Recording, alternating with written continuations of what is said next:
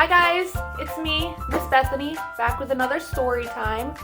Today is April the 2nd, 2020. It is Thursday. Now, unfortunately, since we're not in school, we don't really have a weekend anymore. So we're all off school, so I can't tell you that we have one more day till we're off. So I have two stories for us today. I have A Color of His Own by Leo Leone. And I also have one of my favorites. This is The Very Hungry Caterpillar by Eric Carle. He's one of my favorite children's authors. My mama used to read him to me all the time. This is one of my childhood books. This is from my home. But I did want to start off the video by saying that April is Autism Awareness Month. Now, if you don't know what autism is, which I'm pretty sure you guys don't know yet, autism is something that anybody could have. It's just that they think a little bit different than us, they act a little bit different than us, which is completely fine. That is their normal. We have our normal, and there's nothing wrong with that. They just need a little bit of help with some things that they think, or that they do, or that they say, or how they act. I have two family members who are on the autism spectrum, and they are completely normal. My one family member has graduated high school. He is off in college. He's doing absolutely wonderful. He is on the dean's list every semester. My other family member, he graduated high school. He went off to do wonderful things. He is now working at Sanofi. That's where they make all the immunizations for all the shots that you guys get. They make them up there, and that's what he does. So let's get into the books.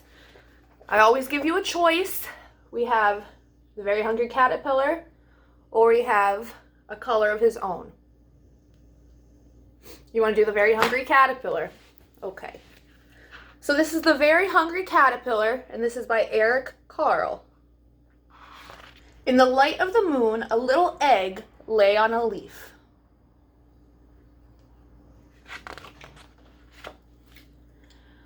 One Sunday morning, the warm sun came up and, pop! Out of the egg came a tiny and very hungry caterpillar. He started to look for some food. On Monday, he ate through one apple, but he was still hungry. On Tuesday, he ate through two pears, but he was still hungry. On Wednesday, he ate through three plums, but he was still hungry. On Thursday, he ate through four strawberries, but he was still hungry. On Friday, he ate through five oranges, but he was still hungry. On Saturday, he ate through one piece of chocolate cake, one ice cream cone, one pickle, one slice of Swiss cheese, one slice of salami, one lollipop, one piece of cherry pie, one sausage, one cupcake, and one slice of watermelon. That night he had a stomach ache. The next day was Sunday again. The caterpillar ate through one nice green leaf, and after that he felt much, much better. Now he wasn't hungry anymore, and he wasn't a little caterpillar anymore. He was a big, fat caterpillar. He built a small house called a cocoon around himself. He stayed inside for more than 2 weeks. Then he nibbled a hole in the cocoon, pushed his way out, and he was a beautiful butterfly. The end. So that was our first story. Now let's get into our second story. This is called A Color of His Own by Leo Leone. Parrots are green. Goldfish are red. Elephants are gray, pigs are pink. All animals have a color of their own. Except for chameleons. They change color wherever they go. On lemons, they are yellow. In the heather, they are purple. And on the tiger, they are striped like tigers.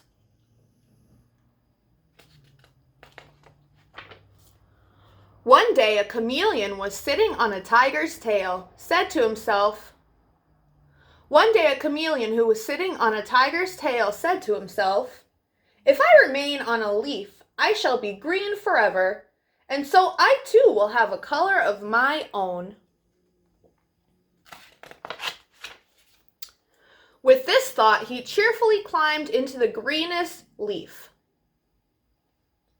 But in autumn, the leaf turned yellow, and so did the chameleon.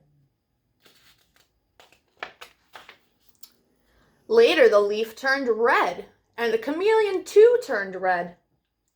And then the winter winds blew the leaf from the branch, and with it, the chameleon.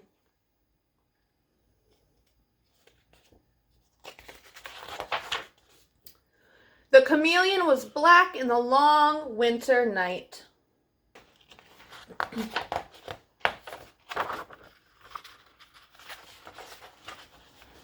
But when spring came, he walked out into the green grass, and there he met another chameleon. He told his sad story. "Won't we ever have a color of our own?" he asked. "I'm afraid not," said the other chameleon, who was older and wiser. "But," he added, "why don't we stay together? We will still change color wherever we go, but you and I will always be alike."